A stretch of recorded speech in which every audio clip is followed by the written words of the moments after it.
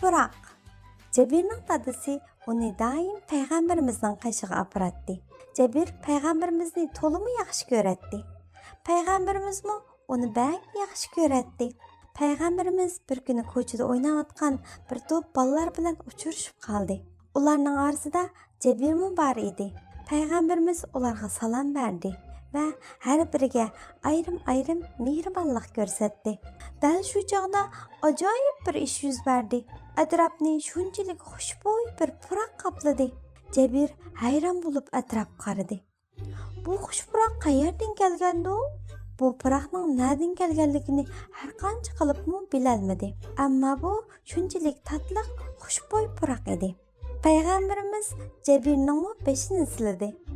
Dal shu chog'da u bu puraqning nereden kelganligini bilib oldi. Bu tatlı puraq payg'ambarimizning qo'llaridan kelyotdi.